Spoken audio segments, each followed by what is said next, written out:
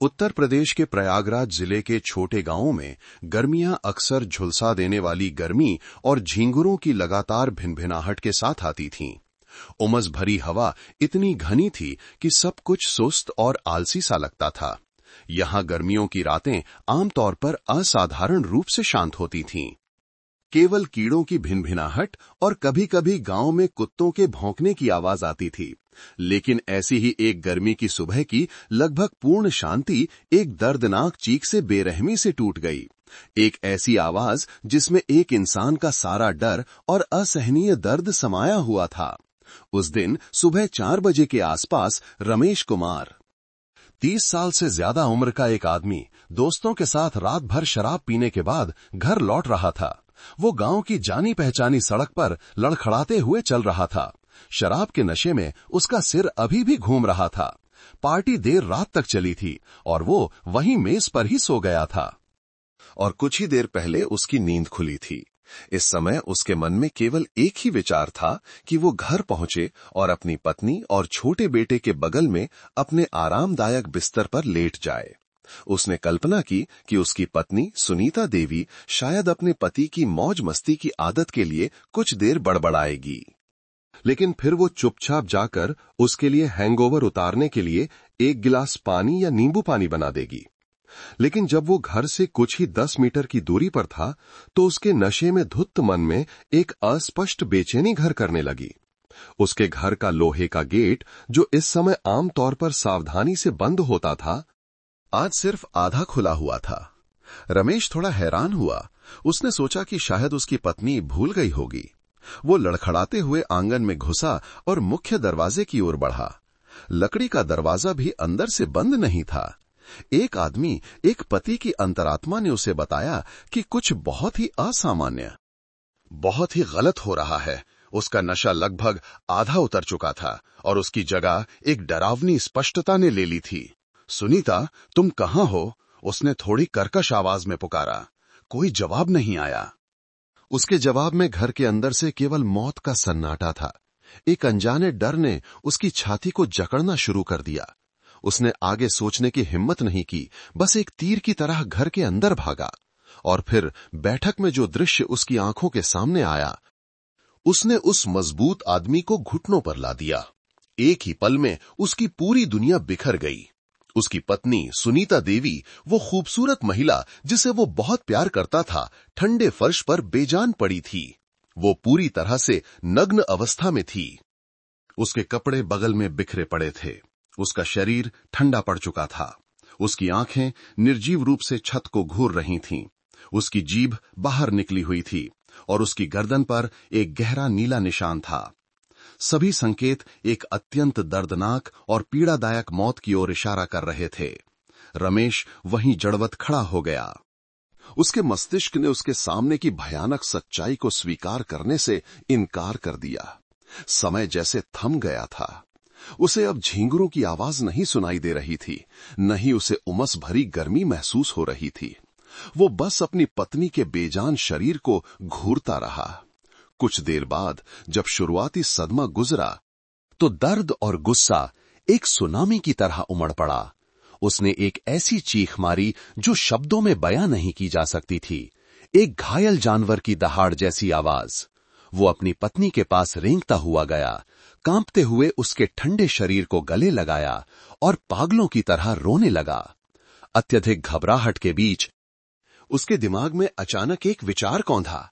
उसका बेटा, उसका 6 साल का बेटा कहां था? वो उठा और बगल के बेडरूम में भागा। कमरे का दरवाजा सिर्फ आधा बंद था। उसने दरवाजा खोला और लगभग सांस रोक ली। छोटे से बिस्तर पर उसका प्यारा बेटा अभी भी गहरी नींद में सो रहा था। उसकी सांसें नियमित थीं। उसका मासूम चेहरा उस भयानक त्रासदी से अनजान था जो अभी अभी बैठक में उसकी मां के साथ हुई थी। शायद दिन भर खेलने की थकान और पंखे के शोर ने बच्चे को जगाया नहीं था। रमेश जल्दी से बाहर निकला, धीरे से दरवाजा बंद कर दिया। वो नहीं चाहता था कि बच्चा ये भयानक दृश्य देखे। पत्नी को खोने का दर्द और अपने बेटे की सुरक्षा की चिंता मिलकर एक अनियंत्रित निराशा में बदल गई। रमेश को समझ नहीं आ रहा था कि क्या करे। वो बस घर से बाहर भागा, सबसे नजदीकी पड़ोसी के घर की ओर दौड़ा और अपनी बची हुई सारी ताकत से दरवाजे पर पीटने लगा। बचाओ, बचाओ चाचा जी, सुनीता, सुनीता। वो मर गई। उसकी दर्दनाक हताश चीख ने सुबह की शांति को भंग कर दिया और पूरे छोटे से मोहल्ले को जगा दिया। जो पड़ोसी अभी भी नींद में थे, वे जल्दी से भागे। जब वे रमेश के घर में घुसे और भयानक दृश्य देखा, तो हर कोई स्तब्ध और भयभीत रह गया। कुछ महिलाएं अपने आंसू नहीं रोक सकीं और जल्दी से रोते बिलखते रमेश को गले लगा लिया। एक बूढ़ी दादी ने कांपते हाथों के बावजूद समझदारी दिखाते हुए कमरे में जाकर एक कंबल लाई और सुनीता के शरीर पर सावधानी से डाल दिया, ताकि उसकी नग्नता और दयनीय स्थिति को ढका जा सके।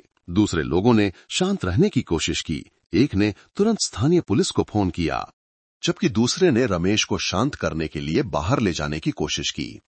हत्या की खबर जल्दी ही प्रयागराज जिला पुलिस और उत्तर प्रदेश राज्य पुलिस तक पहुंच गई।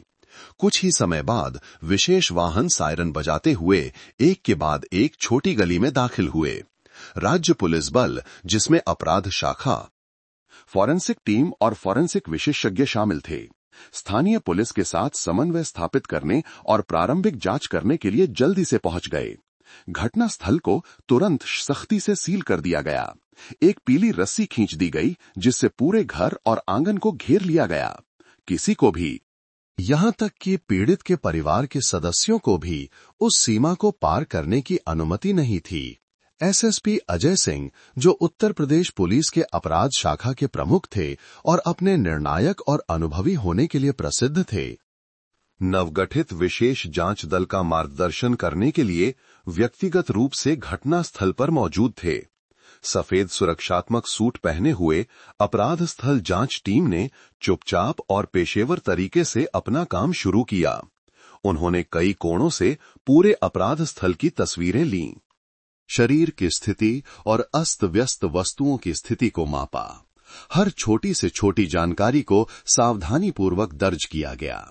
घटनास्थल पर मौजूद फोरेंसिक डॉक्टर ने प्रारंभिक जांच के बाद शुरुआती निष्कर्ष दिए, जिससे उन सभी की आशंकाओं की पुष्टि हो गई, जिनसे वे डर रहे थे। पीड़िता सुनीता देवी की मौत गला घोटने के कारण दम घुटने से हुई थी। उसकी नग्न अवस्था और शरीर पर मिले निशानों के आधार पर ये लगभग निश्चित था कि हत्या से पहले पीड़िता के साथ यौन उत्पीड़न किया गया था। अपराधी ने न केवल अपनी पाशविकता को संतुष्ट करने के लिए, बल्कि सबूत मिटाने के लिए भी बेहद क्रूरता से काम किया था, जबकि अन्य जांच चल रही थी। एक युवा लेकिन बहुत तेज नजर वाले फॉरेंसिक विशेषज्ञ ने सबसे महत्वपूर्ण काम पर ध्यान केंद्रित किया, पीड़िता के शरीर पर अपराधी के जैविक निशान खोजना। वो जानता था कि इस तरह के मामलों में अपराधी चाहे कितना भी चालाक क्यों न हो, उसके लिए अपने द्वारा छोड़े गए जैविक हस्ताक्षरों को पूरी तरह से मिटाना मुश्किल होता है। उसके धैर्य का फल मिला। विशेष उपकरणों का उपयोग करके उसने सावधानीपूर्वक पीड़िता के शरीर पर बचे वीर्य के नमूने एकत्र किए। ये सबसे महत्वपूर्ण सबूत था, जिसमें क्रूर अपराधी का पूरा डीएनए प्रोफाइल था। लेकिन बात यहीं खत्म नहीं हुई। जब उसने सुनीता के दोनों हाथों की सावधानीपूर्वक जांच की, तो उसे एक अत्यंत मूल्यवान सुराग मिला। उसका दाहिना हाथ बहुत कसकर बंद था, जो जीवन के अंतिम क्षणों में एक इंसान की स्वाभाविक आत्मरक्षा प्रतिक्रिया थी। उसने धीरे धीरे एक बहुत छोटी चिमटी का उपयोग करके उसकी उंगलियों को खोला और तर्जनी के नाखून के अंदर गहराई में उसे ऊतक का एक बहुत छोटा टुकड़ा मिला, जो नग्न आंखों से लगभग अदृश्य था। ये अपराधी की त्वचा का एक टुकड़ा था, जो तब निकल गया था जब पीड़िता ने जीवन और मृत्यु के संघर्ष में हमलावर पर खरोचने और विरोध करने की कोशिश की थी। दो निर्णायक सबूत, वीर्य का नमूना और नाखून के नीचे त्वचा का टुकड़ा, सबसे सावधानीपूर्वक तरीके से सील कर दिए गए। वे न केवल अपराध के निशान थे, बल्कि सबसे बड़ी उम्मीद भी थी, उस इंसान की खाल में छिपे शैतान को बेनकाब करने की सुनहरी चाबी, जिसने इस भयानक त्रासदी को अंजाम दिया था। मामला स्थापित हो गया था, सबूत हाथ में थे। लेकिन सबसे बड़ा सवाल अभी भी अनुत्तरित था। अपराधी कौन था? वो इस छोटे और शांतिपूर्ण समुदाय में कहां छिपा था? एक ठंडे खून वाले हत्यारे की तलाश अभी शुरू ही हुई थी। अगले दिन प्रयागराज की धरती पर सुबह हुई, लेकिन ये अपने साथ वो सामान्य ताजगी और नयापन नहीं लाई। इसके बजाय ऐसा लग रहा था कि एक बड़ा ग्रामीण क्षेत्र एक उदास, भारी माहौल से ढका हुआ है।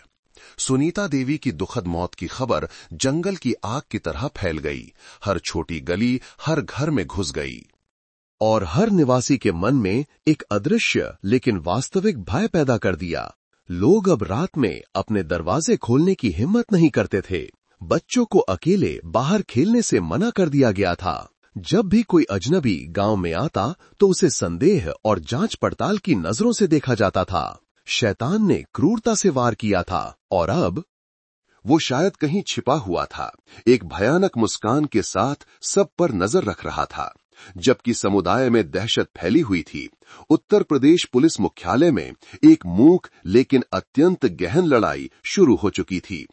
एसएसपी अजय सिंह के सीधे निर्देशन में विशेष जांच दल रात भर बिना रुके काम कर रहा था। पति के बयान, पड़ोसियों के बयान से लेकर अपराध स्थल की जांच रिपोर्ट और प्रारंभिक पोस्टमार्टम रिपोर्ट तक की सभी प्रारंभिक जानकारी एकत्र की गई और सावधानीपूर्वक विश्लेषण किया गया। भोर में हुई पहली बैठक में प्रारंभिक फोरेंसिक निष्कर्षों के हाथ में आने के बाद अपराधी का एक प्रारंभिक प्रोफाइल और जांच की पहली दिशा तैयार की गई। एसएसपी सिंह सफेद बोर्ड के सामने खड़े थे, जिस पर भयानक अपराध स्थल की तस्वीरें लगी हुई थीं। हमारे पास जो कुछ भी है उसके आधार पर सिंह की आवाज गहरी और दृढ़ थी। हम कुछ निष्कर्ष निकाल सकते हैं। पहला, अपराधी पीड़िता के घर में घुस गया था। गेट आधा खुला था, मुख्य दरवाजा अंदर से बंद नहीं था, जिससे पता चलता है कि अपराधी ने या तो लापरवाही का फायदा उठाया या अंदर जाने के लिए किसी तरकीब का इस्तेमाल किया। दूसरा, उसका मुख्य मकसद वासना थी, उसने क्रूरतापूर्वक बलात्कार किया। तीसरा, बाद में गला घोंटना स्पष्ट रूप से अपराध को छिपाने के लिए था। वो नहीं चाहता था कि पीड़िता जीवित रहे और उसकी पहचान करे। एक युवा जांचकर्ता ने अपनी राय व्यक्त की, रिपोर्टिंग सर, क्या ये लूट के इरादे से की गई हत्या हो सकती है? हमने अभी तक ये जांच नहीं की है कि घर से कोई संपत्ति गायब है या नहीं। एसएसपी सिंह ने सिर हिलाया। इसकी संभावना कम है। प्रारंभिक जांच के अनुसार घर में जबरदस्त तलाशी के कोई संकेत नहीं है। इसके अलावा पीड़िता का 6 साल का बेटा सुरक्षित और गहरी नींद में सो रहा था। अगर वो एक पेशेवर चोर होता, जब तक कि उसे देख न लिया गया हो। मैं इस सिद्धांत की ओर झुक रहा हूं कि अपराधी का प्रारंभिक और एकमात्र लक्ष्य सुनीता थी। उसने उस पर नजर रखी थी, परिवार की दिनचर्या जानता था और विशेष रूप से जानता था कि उस रात पति घर पर नहीं था। इन निष्कर्षों से पहली और सबसे तार्किक जांच दिशा, जो इस तरह के मामलों में क्लासिक है, निर्धारित की गई। विशेष जांच दल ने अनुमान लगाया कि अपराधी स्थानीय क्षेत्र का एक कुख्यात अपराधी हो सकता है। वो यौन उत्पीड़न या चोरी से संबंधित अपराधों के लिए पूर्व अपराधी हो सकता है या नशा करने वाला हो सकता है, जो अपनी लत या विकृत वासना को संतुष्ट करने के लिए कुछ भी करने को तैयार हों। ये लोग अक्सर आवारा होते हैं, उनके पास कोई स्पष्ट बहाना नहीं होता और वे लापरवाह और दुस्साहसी होते हैं। तुरंत एक आदेश जारी किया गया। अपराध स्थल वाले गांव और आसपास के गांवों में सभी आपराधिक तत्वों और असामान्य व्यवहार वाले व्यक्तियों की व्यापक जांच की जाए। ये एक विशाल छानबीन का काम था, जो भूसे के ढेर में सुई खोजने जैसा था। लेकिन ये एक अनिवार्य और अपरिहार्य कदम था। सबसे कुशल अपराध शाखा के जासूसों को कई टीमों में विभाजित किया गया और चुपचाप विभिन्न दिशाओं में भेजा गया। उनका काम ब्लैक लिस्ट में शामिल सभी लोगों की सूची तैयार करना था। बलात्कार, चोरी के लिए जेल जा चुके लोगों से लेकर आवारा, नशा करने वाले या सार्वजनिक व्यवस्था को भंग करने वाले युवाओं तक किसी भी नाम को नजरअंदाज नहीं किया जाना था।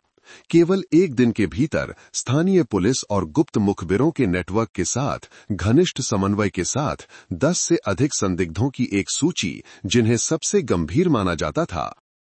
एसएसपी सिंह की मेज पर थी। इस सूची में प्रत्येक नाम के साथ एक खराब रिकॉर्ड और घने आपराधिक इतिहास का विवरण था। जांच दूसरे चरण में प्रवेश कर गई, पूछताछ और सत्यापन। सूची में प्रत्येक व्यक्ति को पुलिस एजेंसी से एक एक करके समन मिला। प्रयागराज जिला पुलिस मुख्यालय में माहौल पहले से कहीं ज्यादा तनावपूर्ण था। हो गया रूखे चेहरे वाले, टैटू वाले लोगों को अलग अलग पूछताछ कक्षों में ले जाया गया। कुछ ने आक्रामक रूप से इनकार किया और दावा किया कि उन्हें झूठा फंसाया जा रहा है। दूसरों ने डर दिखाया और अपराध की रात के अपने कार्यक्रम के बारे में ईमानदारी से बताया। जांचकर्ताओं ने धैर्य और तेज पेशेवर तकनीकों के साथ प्रत्येक संदिग्ध से पूछताछ की कि हर बयान में विरोधाभासों को खोजने के लिए उसे तोड़ा मरोड़ा। पूछताछ के समानांतर अन्य जासूसी टीमों को एक और मूक काम करना था। संदिग्धों द्वारा दिए गए प्रत्येक बहाने का सत्यापन करना। उन्हें संदिग्धों की पत्नियों, बच्चों, माता पिता और दोस्तों से मिलना था। उन्हें ये जांचना था कि क्या ये सच है कि उस रात ये आदमी घर पर सो रहा था। क्या ये सच है कि वो आदमी किसी और जगह पर शराब पी रहा था। प्रत्येक बयान को कम से कम 2 स्वतंत्र स्रोतों से सत्यापित किया जाना था। काम बेहद कठिन और तनावपूर्ण था। कई दिन बीत गए। जांचकर्ताओं को लगभग पूरी नींद नहीं मिली और शुरुआती नतीजे बहुत उत्साहजनक नहीं लग रहे थे। सूची में अधिकांश संदिग्धों ने काफी ठोस बहाने पेश किए।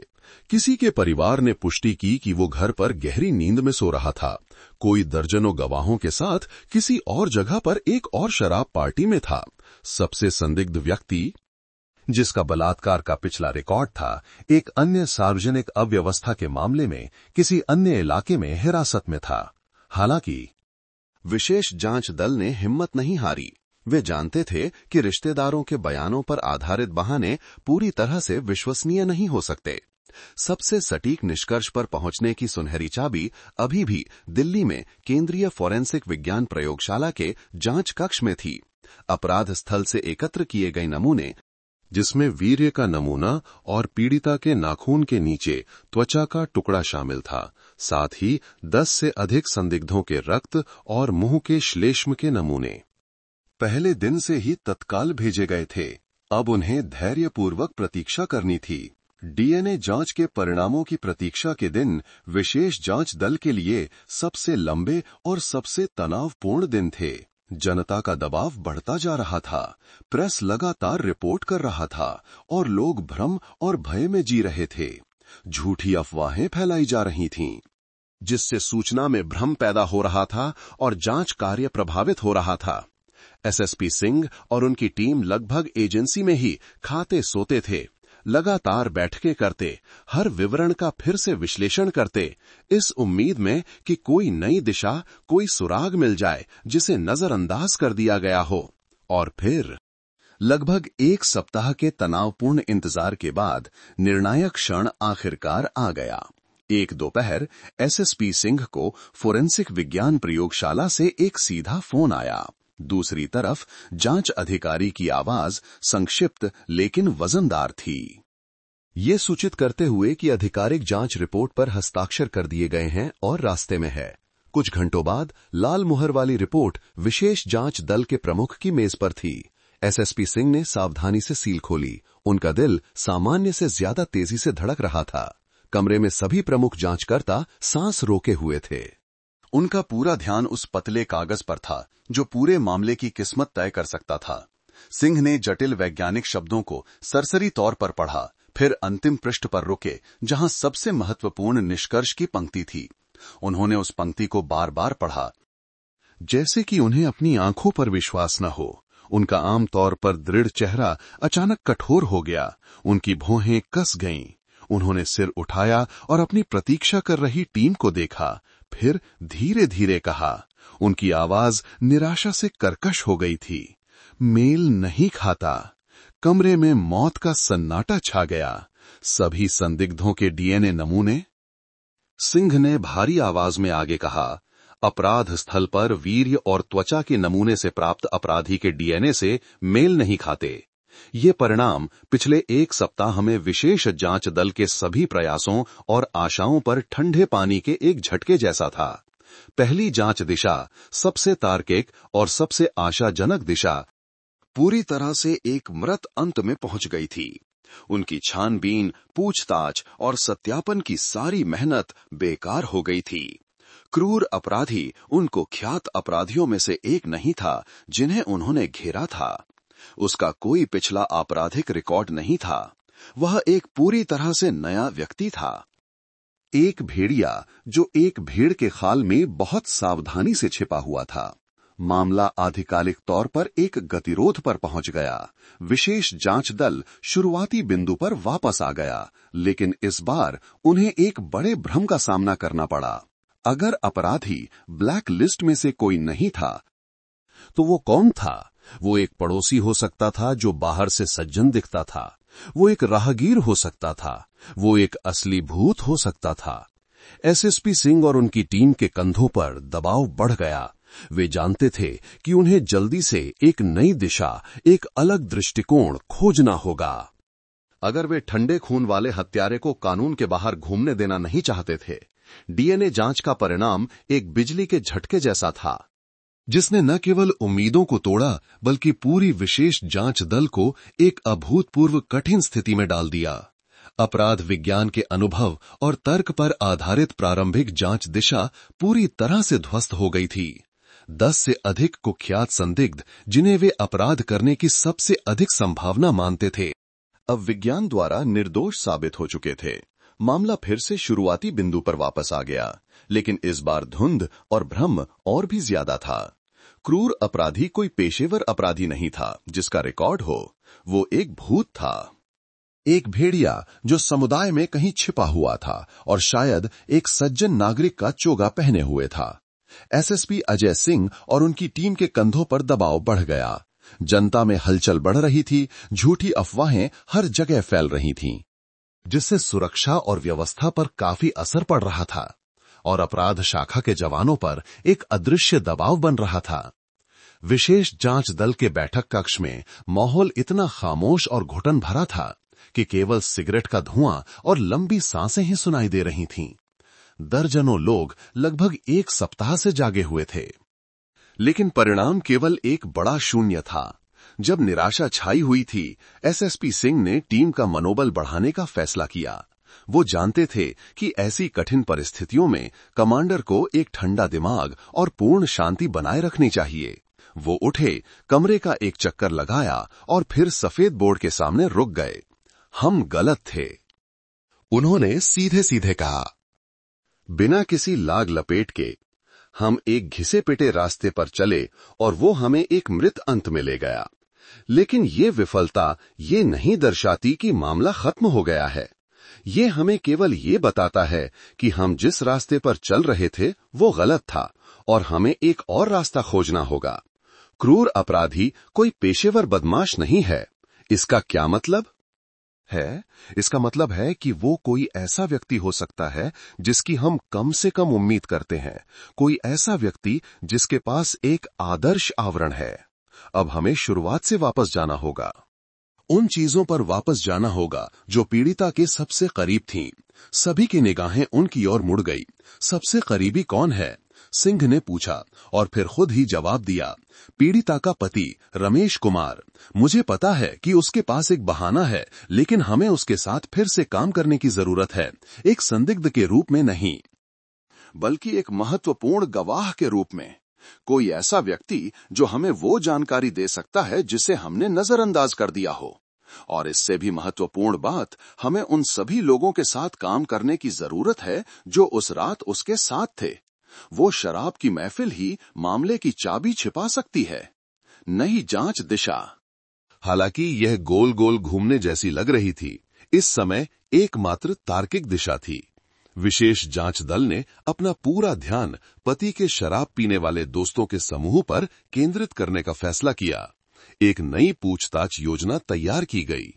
इस बार यह गहरी, अधिक विस्तृत और मनोवैज्ञानिक कारकों पर अधिक केंद्रित होगी। जांचकर्ताओं ने रमेश कुमार के साथ अधिक सावधानी से काम करने के लिए वापस लौटे। इस समय तक वो शुरुआती सदमे से कुछ हद तक उभर चुका था, लेकिन अपनी पत्नी को खोने का दर्द अभी भी उसके कठोर चेहरे पर अंकित था। वो बहुत सहयोगी था, पुलिस के हर सवाल का जवाब देने को तैयार था, इस उम्मीद में कि उसकी पत्नी को नुकसान पहुंचाने वाले को जल्द से जल्द पकड़ा जा सके। जांचकर्ताओं ने पति पत्नी के जीवन, सुनीता के संबंधों के बारे में बहुत सावधानी से फिर से पूछा। रमेश ने पुष्टि की कि वे बहुत खुशी से रहते थे। उनके बीच कोई बड़ा मतभेद नहीं था। सुनीता एक सज्जन, खूबसूरत महिला थी जिसे बहुत से लोग पसंद करते थे और उसका कोई बाहरी संबंध नहीं था। जब उनसे उन दोस्तों की सूची प्रदान करने के लिए कहा गया जो हत्या की रात उसके साथ शराब पी रहे थे, तो रमेश ने बिना किसी हिचकिचाहट के 4 नाम बताए। वे सभी करीबी दोस्त थे जो अक्सर उनके परिवार से मिलते जुलते थे। उस सूची में एक नाम का उल्लेख किया गया था, सुरेश यादव, 32 वर्ष, एक दोस्त जिसे रमेश अपना भाई मानता था। इस सूची के आधार पर विशेष जांच दल ने चारों लोगों को पूछताछ के लिए बुलाया। उन्हें अलग अलग समय पर अकेले बुलाया गया ताकि वे आपस में बात न कर सकें।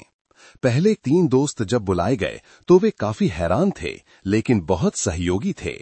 उनके बयान पूरी तरह से एक दूसरे से और रमेश के पिछले बयान से मेल खाते थे। उन्होंने पुष्टि की कि उस शाम 5 लोगों के समूह ने गांव के बाहर एक ढाबे पर शराब पीने का फैसला किया था। पार्टी देर रात तक चली और जब ढाबा बंद हो गया तो वे समूह में से एक के घर पर आगे पीने के लिए चले गए। उन्होंने बहुत ज्यादा पी और अंत में सभी इतने नशे में थे कि वे वहीं मेज पर ही सो गए। सुबह के करीब जब उनका नशा उतरा तो सब धीरे धीरे घर चले गए।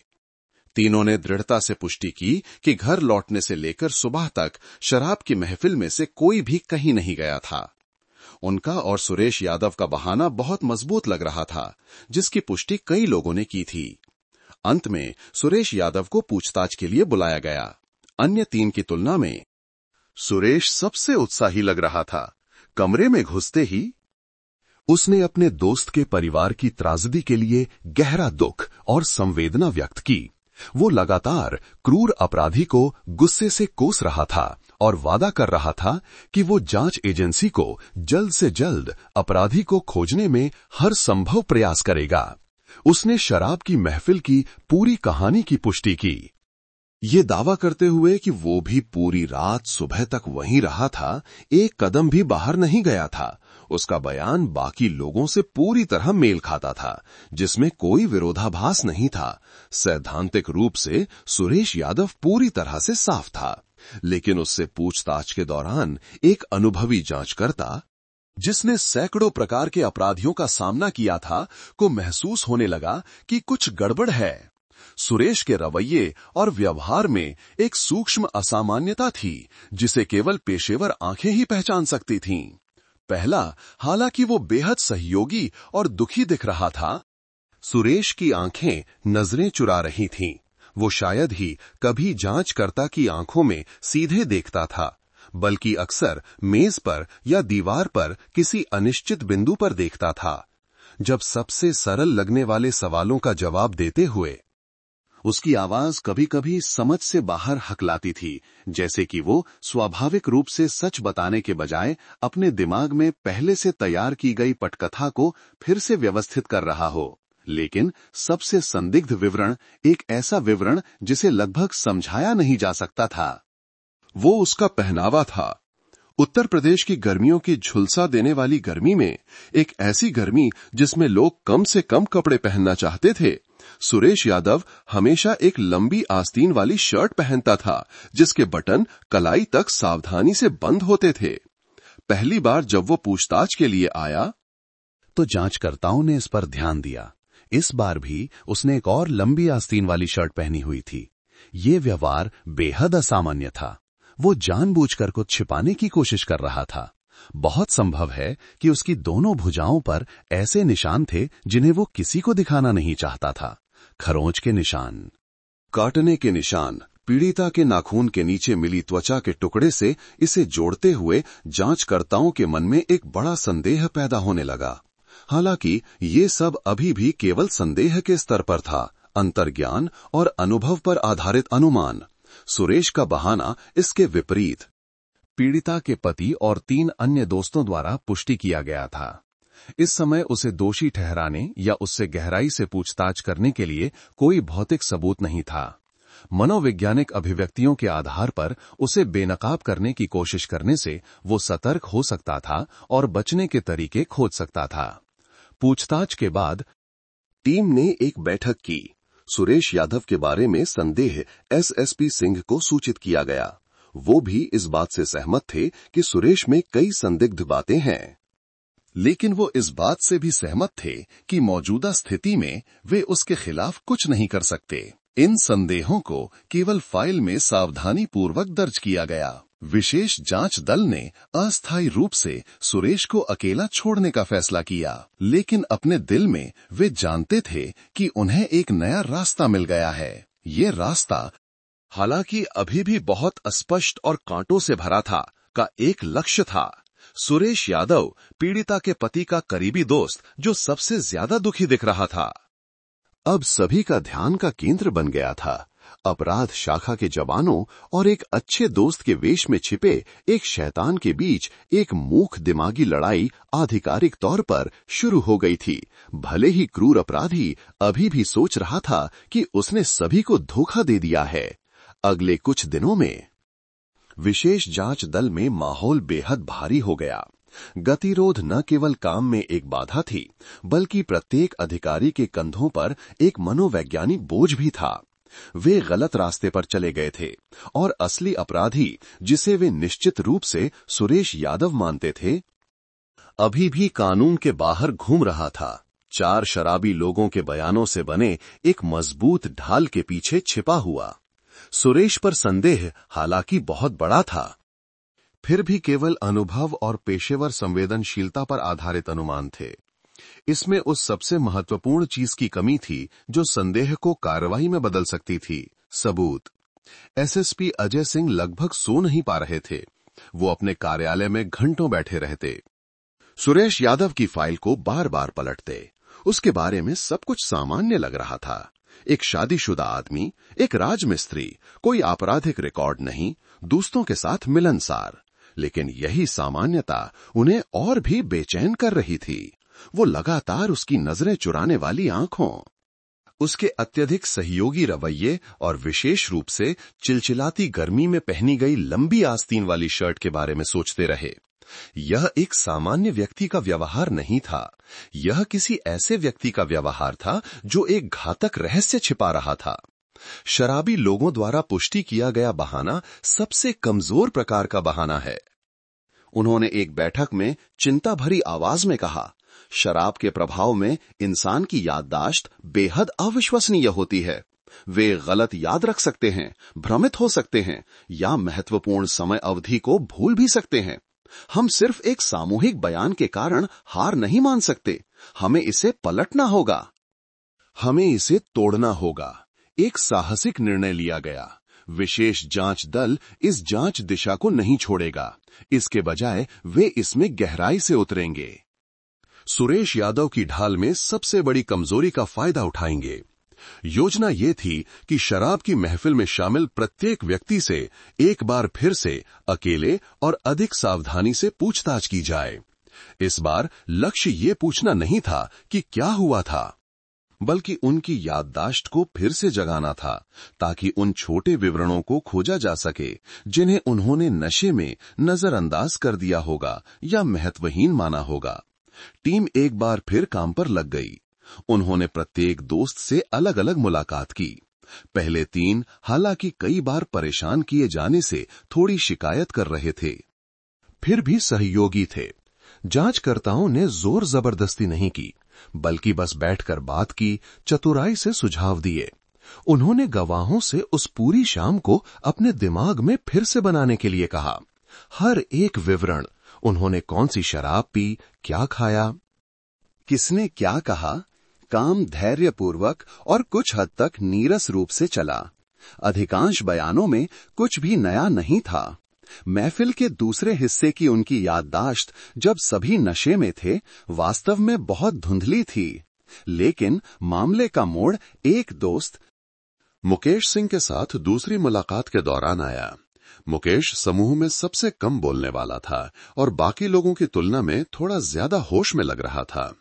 पहली मुलाकात में उसने भी बस दूसरों की तरह सामान्य कहानी की पुष्टि की थी, लेकिन इस बार जांचकर्ता ने एक अलग रणनीति अपनाई।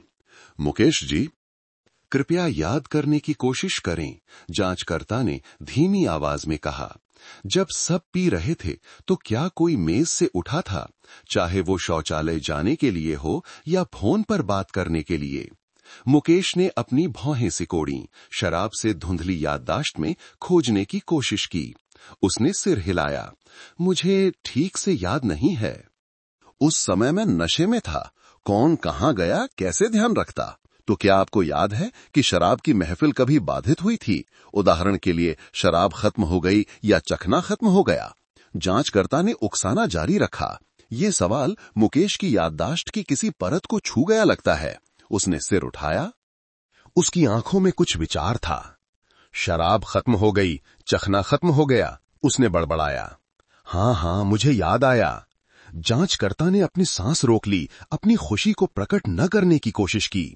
मुकेश ने अधिक निश्चित आवाज में आगे कहा, मुझे याद है कि लगभग आधी रात के आसपास हमारे साथ लाई गई शराब खत्म हो गई थी। सब लोग पूरे जोश में पी रहे थे और सबने कहा कि मजाक किरकिरा हो गया। ठीक उसी समय सुरेश खड़ा हो गया। सुरेश यादव खड़ा हो गया? जांचकर्ता ने पुष्टि करने के लिए फिर से पूछा। हाँ, वही। उसने कहा कि वो घर जाकर देखता है कि क्या कोई और बोतल है और साथ ही घर पर बीवी बच्चों को भी देख लेगा। उसने कहा कि वो घर का काम निपटाकर तुरंत वापस आ जाएगा। उस समय सब नशे में थे, इसलिए किसी ने ज्यादा ध्यान नहीं दिया, बस उसे जल्दी आने के लिए कहा। तो उसके बाद क्या हुआ? क्या वो वापस आया? हाँ, आया था। वो लगभग, मुझे ठीक से याद नहीं है कि कितनी देर के लिए गया था, शायद लगभग 1 घंटे के लिए। जब वो वापस आया तो वो न केवल 2 नई देसी शराब की बोतलें लाया था, बल्कि कुछ नमकीन भी लाया था ताकि हम लोग खा सकें। नई शराब देखकर सब बहुत खुश हो गए और फिर से पीने लगे। किसी ने और कुछ नहीं पूछा। अब जब आप पूछ रहे हैं तो मुझे ये विवरण याद आया, वरना उस समय मैं नशे में था और मैंने कुछ नहीं सोचा। सुनहरा सुराग मिल गया था। एक विवरण जो एक शराब की महफिल में बेहद सामान्य लग रहा था, लेकिन विशेष जांच दल के लिए ये किसी धमाके से कम नहीं था। ये जानकारी तुरंत एसएसपी सिंह को दी गई। पूरा बैठक कक्ष जैसे खुशी से झूम उठा। पिछले कुछ दिनों की सारी थकान और निराशा जैसे गायब हो गई।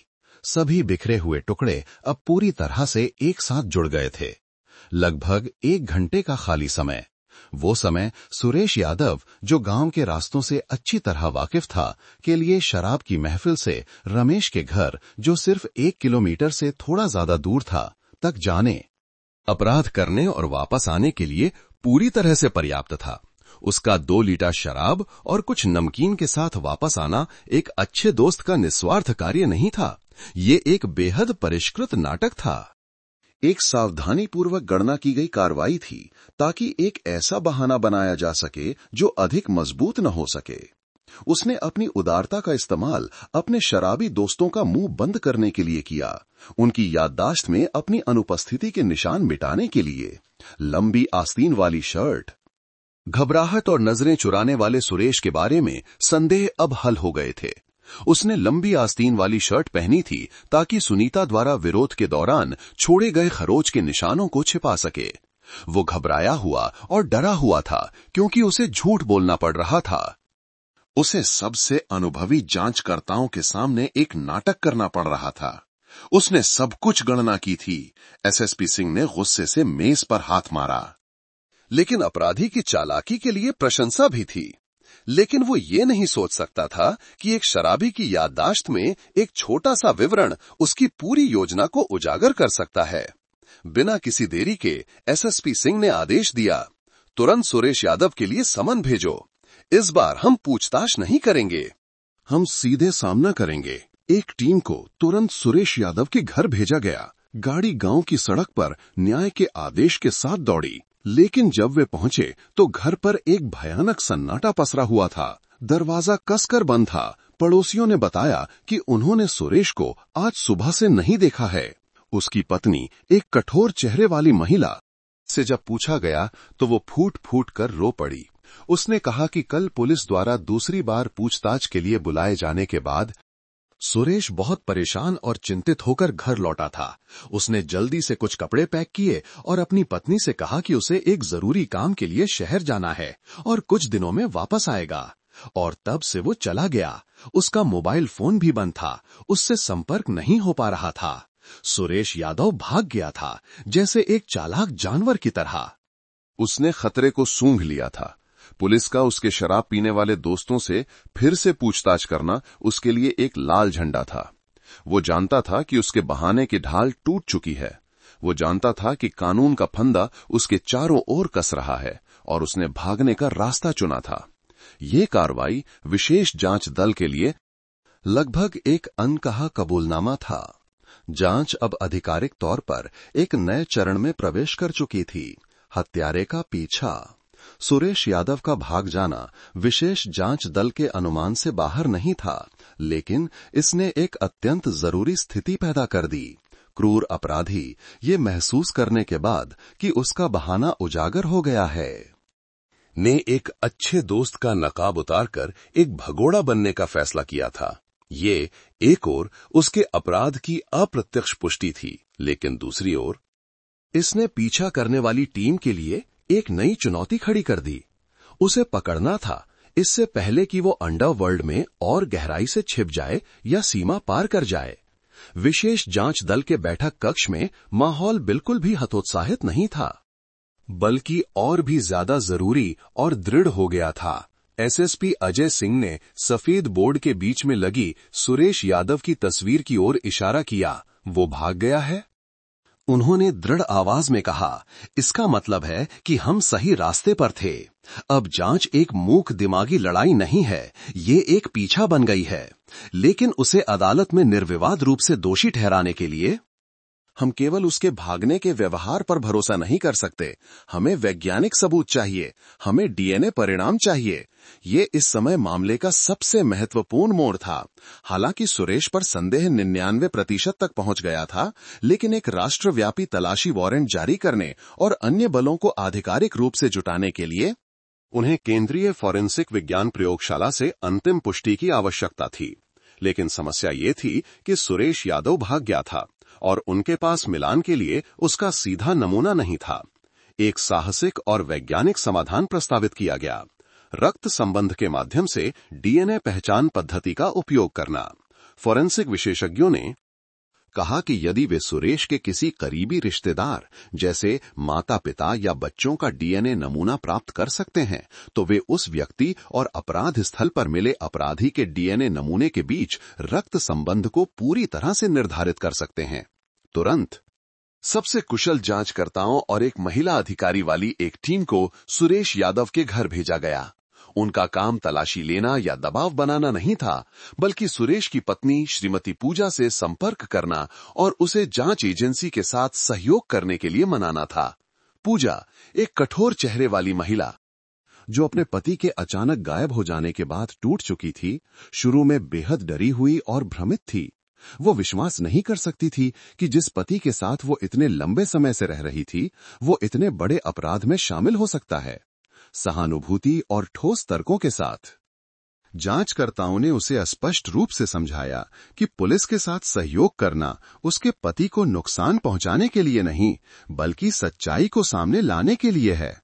अगर सुरेश निर्दोष है तो यह उसकी बेगुनाही साबित करने का सबसे अच्छा तरीका है, और अगर उसने वास्तव में अपराध किया है तो उसे कानून के सामने लाना खुद उसे और उसके बच्चों को धोखे और अपराध के जीवन से मुक्त करने का एक तरीका है। कई घंटों के प्रोत्साहन और विश्लेषण के बाद अंततः सबूतों और पुलिस अधिकारियों की ईमानदारी के सामने पूजा सहयोग करने के लिए सहमत हो गई।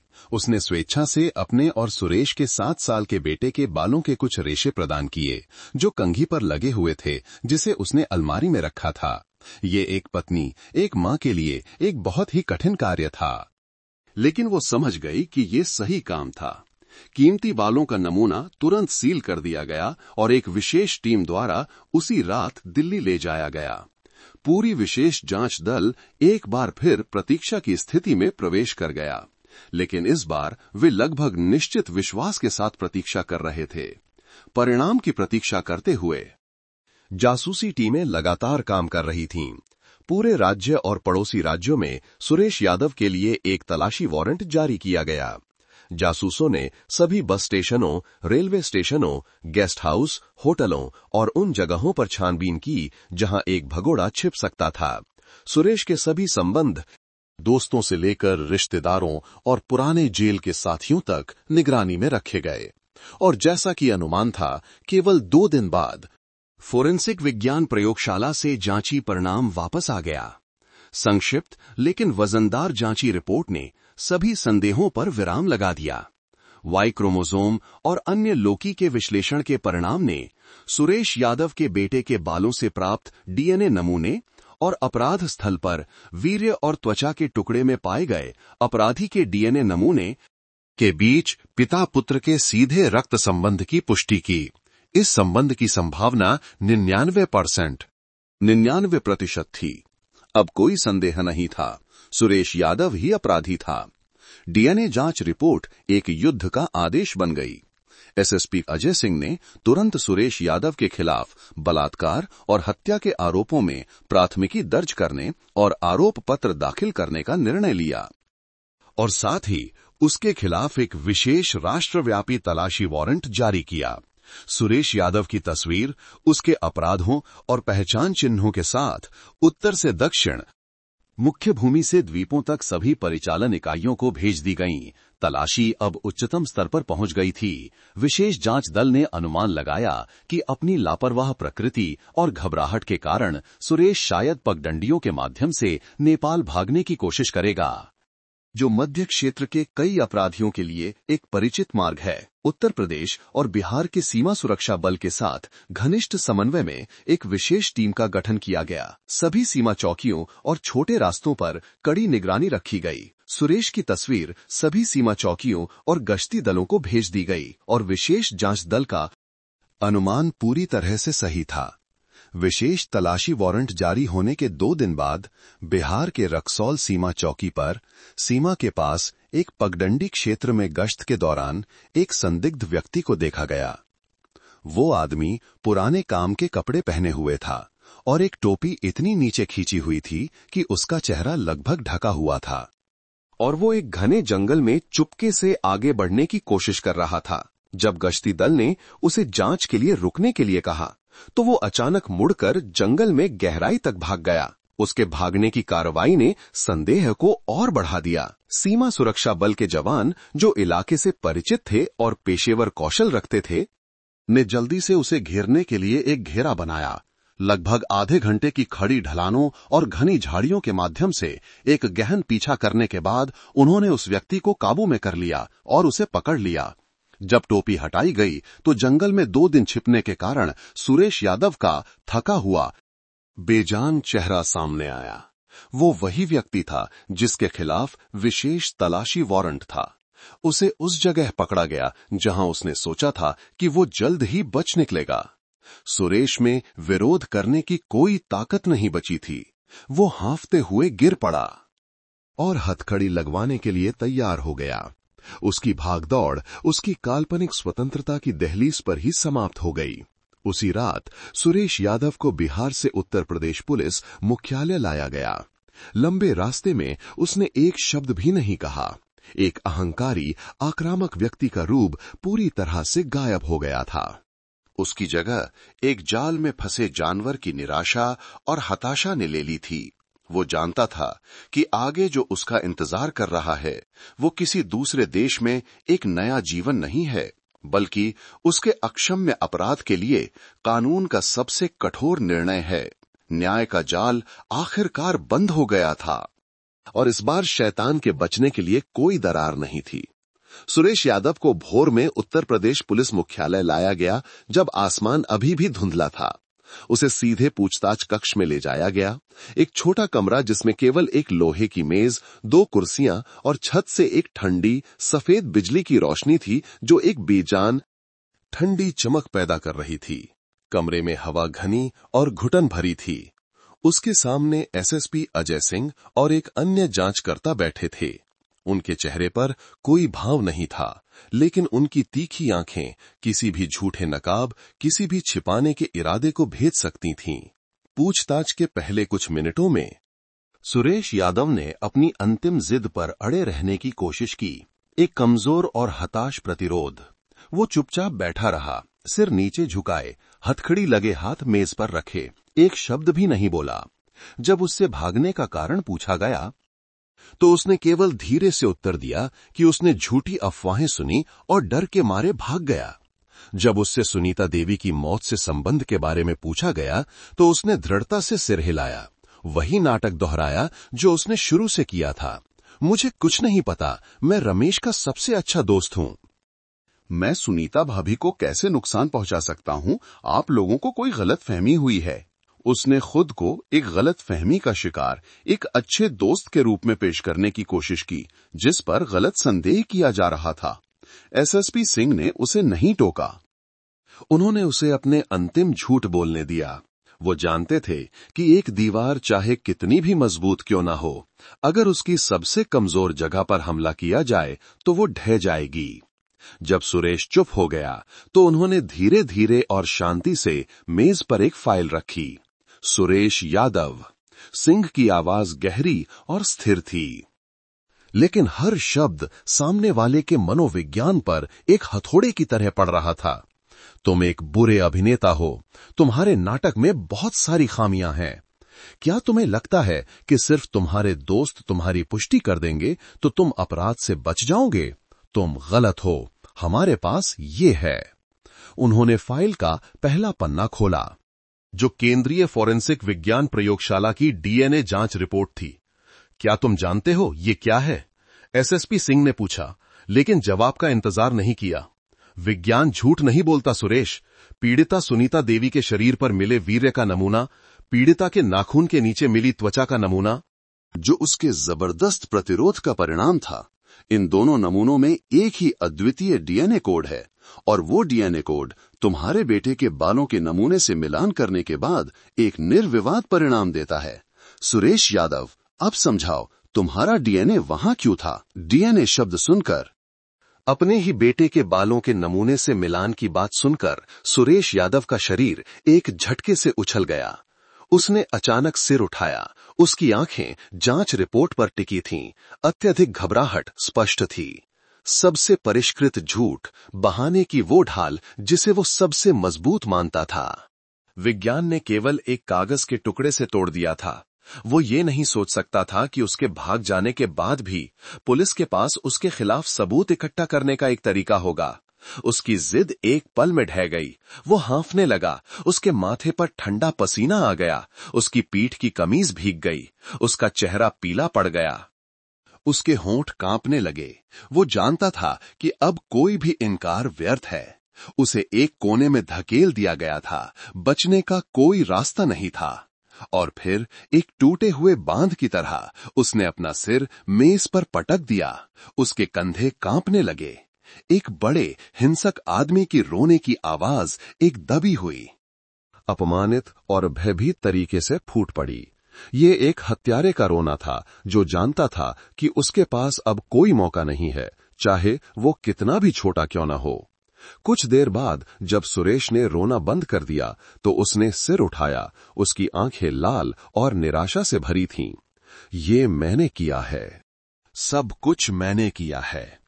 कबूलनामा हो चुका था और फिर उसने अपने भयानक अपराध की पूरी कहानी कबूल कर ली।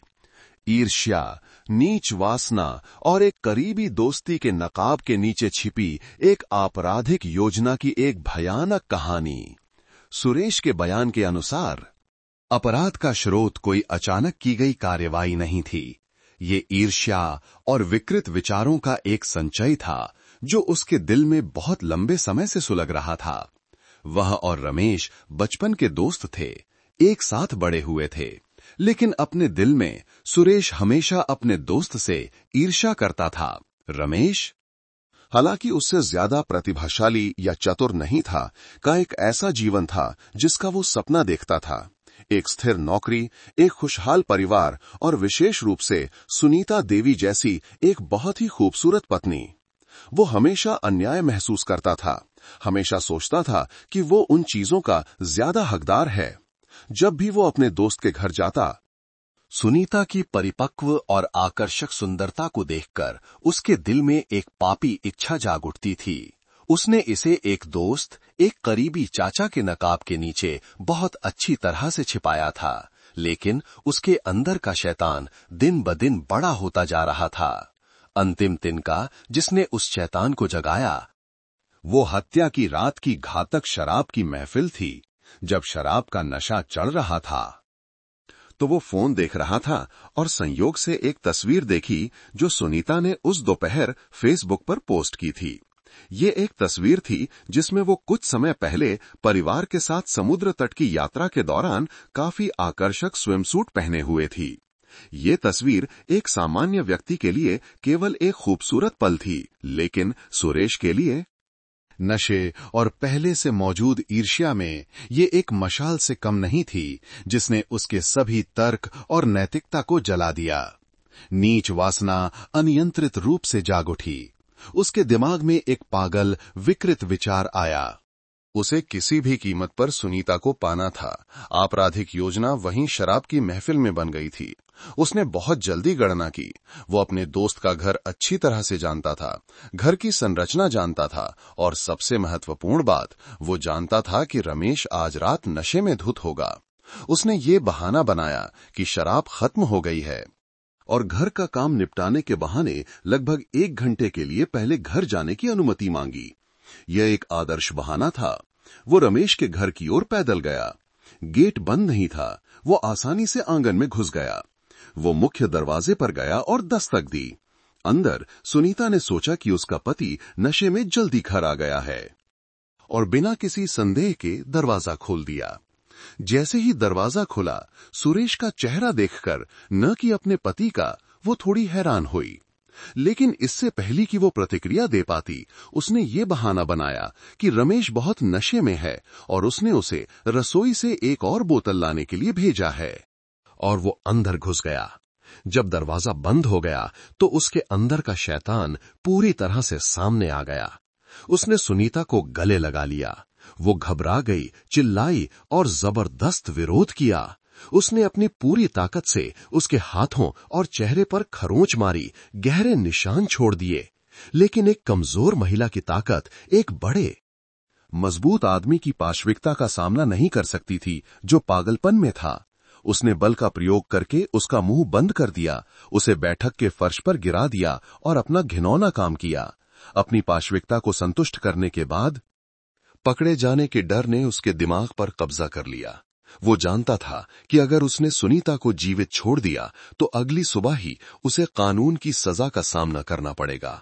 बिना किसी हिचकिचाहट के उसने अपने हाथों से उसका गला कस कर दबा दिया, भले ही वो निराशा में छटपटाती रही, जब तक कि उसका शरीर ढीला नहीं पड़ गया और शांत नहीं हो गया। अपराध करने के बाद उसने शांति से अपने कपड़े ठीक किए और शराब की महफिल में वापस आ गया, जैसे कुछ हुआ ही ना हो। एक आदर्श बहाना बनाने के लिए उसने जानबूझकर 2 लीटर शराब और कुछ नमकीन भी खरीदे।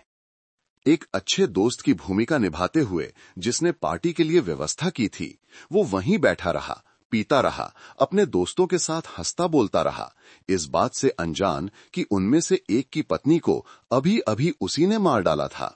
उसकी ठंडक और क्रूरता चरम पर पहुंच गई थी। उसे विश्वास था कि इस आदर्श योजना के साथ कोई भी उस पर संदेह नहीं कर पाएगा, लेकिन उसने ये नहीं सोचा था कि वो अपने डीएनए के निशान नहीं मिटा पाएगा और न ही वो एक शराबी दोस्त की याददाश्त में एक छोटे से विवरण को मिटा पाएगा। विस्तृत कबूलनामे और निर्विवाद वैज्ञानिक सबूतों के साथ सुनीता देवी की मौत पर छाया भयानक रहस्य का पर्दा पूरी तरह से उठ गया। मामला मूल रूप से सुलझ गया था। हालांकि फाइल को पूरा करने और मजबूत करने के लिए मुकदमा चलाने से पहले एक ठोस और अकाट्य कानूनी आधार सुनिश्चित करने के लिए अपराध स्थल का पुनर्निर्माण, कुछ दिनों बाद सुरेश यादव को धारीदार कैदी के कपड़ों में उसी घर में वापस लाया गया जिसे उसने एक नरक बना दिया था। उस सबसे अच्छे दोस्त का घर जिसे उसने बेरहमी से धोखा दिया था। क्षेत्र में सुरक्षा उच्चतम स्तर पर कड़ी कर दी गई थी। अपराधी के पकड़े जाने और उसके पीड़िता के पति का सबसे अच्छा दोस्त होने की खबर ने जनता में एक वास्तविक भूचाल ला दिया था, जिससे डर अत्यधिक गुस्से की लहर में बदल गया था। सैकड़ों लोग सुरक्षा घेरे के बाहर जमा हो गए थे। उनकी गालियां और श्राप अंदर तक सुनाई दे रहे थे, जिससे एक भारी दबाव बन रहा था। जब उसे गाड़ी से बाहर निकाला गया तो सुरेश जैसे खुद नहीं रहा। वो दुबला पतला हो गया था। उसका चेहरा बेजान और खोखला था। उसने सिर उठाने की हिम्मत नहीं की, लड़खड़ाते हुए चल रहा था। अगर 2 पुलिसकर्मी उसे दोनों तरफ से सहारा नहीं दे रहे होते तो शायद वो गिर पड़ता। इस जगह पर वापस आना, अपने अपराध स्थल का फिर से सामना करना, उसकी सहन शक्ति से परे एक मानसिक यातना लग रही थी। पुनर्निर्माण प्रयागराज जिला लोक अभियोजक के प्रतिनिधि की कड़ी निगरानी में किया गया। एक वास्तविक व्यक्ति के आकार के पुतले का उपयोग करके सुरेश को अपने पूरे आपराधिक कृत्य को फिर से दोहराना पड़ा। उसने शराब की महफिल छोड़ने, रमेश के घर तक पैदल जाने का दृश्य दोहराया। उसने उस जगह को इंगित किया जहां वो खड़ा था, दरवाजा खटखटाने और सुनीता से ये झूठ बोलने की क्रिया को दोहराया कि रमेश ने उसे और शराब लाने के लिए भेजा है। उसने घर के अंदर घुसने और दरवाजा बंद करने के क्षण को फिर से बनाया। सबसे भयानक हिस्सा तब था जब उसे हमले की प्रक्रिया का वर्णन और अभिनय करना पड़ा। उसने सुनीता को गले लगाने, संघर्ष, पीड़िता के जबरदस्त प्रतिरोध का दृश्य दोहराया। उसने अपने हाथ और चेहरे की ओर इशारा किया, ये वर्णन करते हुए कि कैसे सुनीता ने निराशा में उसे खरोचा था। फिर उसने पुतले पर अपने पाशविक कृत्य को दोहराया, एक ऐसा कार्य जिसने सभी गवाहों को घृणा से अपना चेहरा फेरने पर मजबूर कर दिया। अंत में उसने क्रूरता से गला घोंटने की क्रिया को दोहराया जब तक कि पीड़िता ने हिलना बंद नहीं कर दिया। सुरेश द्वारा दोहराई गई प्रत्येक क्रिया अपराधी की क्रूर और अमानवीय प्रकृति पर एक और गहरा घाव थी। पूरी पुनर्निर्माण प्रक्रिया को पूरी तरह से दर्ज किया गया। परिणाम ने दिखाया कि दोहराए गए कार्य बयानों में दिए गए कबूलनामे से पूरी तरह मेल खाते थे। साथ ही वे अपराध स्थल की जांच और पोस्टमार्टम के निष्कर्षों और निशानों के भी अनुरूप थे। पूर्ण सबूतों के साथ उत्तर प्रदेश पुलिस की अपराध शाखा ने अपनी जांच रिपोर्ट जारी की, जिसमें सुरेश यादव पर 2 विशेष रूप से गंभीर अपराधों, बलात्कार और हत्या के लिए मुकदमा चलाने की सिफारिश की गई। रिपोर्ट ने स्पष्ट रूप से विश्लेषण किया कि व्यक्तिगत ईर्ष्या और शराब से प्रेरित नीच वासना से सुरेश यादव ने अपराध करने के लिए एक परिष्कृत योजना बनाई, फिर चालाकी से एक झूठा बहाना बनाया। आरोपी का व्यवहार अत्यंत क्रूर, बर्बर, कानून की अवमानना, दोस्ती और मानवीय नैतिकता को कुचलने वाला पाया गया। मामले की पूरी फाइल, सबूत और आरोपी को बाद में उत्तर प्रदेश के लोक अभियोजक कार्यालय को सौंप दिया गया। ठोस सबूतों के आधार पर अभियोजन पक्ष ने जल्दी से सुरेश यादव के खिलाफ जिला अदालत में मुकदमा चलाने के लिए एक आरोप पत्र जारी किया। 2017 के अंत में एक दिन मामले की सार्वजनिक सुनवाई शुरू हुई। उत्तर प्रदेश की जिला अदालत का कोर्टरूम दर्शकों से खचाखच भरा था। रमेश कुमार, धोखा खाया हुआ पति और दोस्त, पीड़ित के कानूनी प्रतिनिधि के रूप में भी मौजूद था। उसके चेहरे पर एक ऐसा दर्द अंकित था जिसे कभी मिटाया नहीं जा सकता। कटघरे में सुरेश यादव में कोई जान नहीं बची थी। वो सिर झुकाए खड़ा था, उसके कंधे झुके हुए थे। किसी की ओर देखने की हिम्मत नहीं कर रहा था। उसने अपने सभी आपराधिक कृत्यों को स्वीकार कर लिया। अदालत में अभियोजन पक्ष का प्रतिनिधित्व करने वाले लोक अभियोजक ने आरोप पत्र और दोष सिद्धि के सबूत प्रस्तुत किए। आपराधिक साजिश का पूरा घटनाक्रम स्पष्ट रूप से फिर से बनाया गया। सुलगती ईर्ष्या से लेकर शराब की महफिल में पैदा हुई पापी योजना, धोखा, हमला, बलात्कार और पीड़िता की हत्या, फिर बहाना बनाने के लिए शराब की महफिल में वापस लौटना, निर्विवाद डीएनए जांच परिणाम और आरोपी की 1 घंटे की अनुपस्थिति के बारे में गवाह के बयान को सार्वजनिक किया गया, जिससे एक अकाट्य दोष सिद्धि का आधार बना। अदालत में बहस बेहद तनावपूर्ण हो गई। सुरेश के बचाव पक्ष के वकील केवल कुछ स्म्यकचाई परिस्थितियां पेश कर सके, जैसे कि आरोपी का पहला अपराध ईमानदारी से कबूलनामा और शराब के प्रभाव में होना। हालांकि इन बचावों को लोक अभियोजक ने दृढ़ता से खारिज कर दिया। अभियोजक ने जोर देकर कहा कि शराब केवल एक उत्प्रेरक थी, जबकि अपराध की प्रकृति आरोपी की ईर्ष्या और वासना में लंबे समय से पनप रही थी। सुरेश का कार्य गणनात्मक था, तैयारी के साथ किया गया था, जो उसके शराब और चखने के साथ शराब की महफिल में वापस लौटने से स्पष्ट था, न कि नशे में एक अचानक की गई कार्रवाई। सुनवाई का सबसे भावुक और दर्दनाक क्षण तब था जब रमेश कुमार को बोलने के लिए बुलाया गया। वो लड़खड़ाते हुए आगे बढ़ा।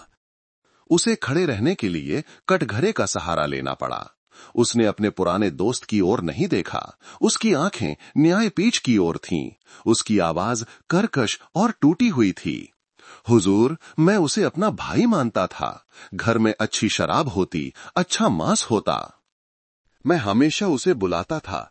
मेरी पत्नी भी उसे हमेशा घर के छोटे भाई की तरह मानती थी। और उसने मेरे परिवार के साथ क्या किया? उसने सिर्फ मेरी पत्नी को नहीं मारा, उसने दोस्ती और इंसानियत में मेरे विश्वास को भी मार डाला।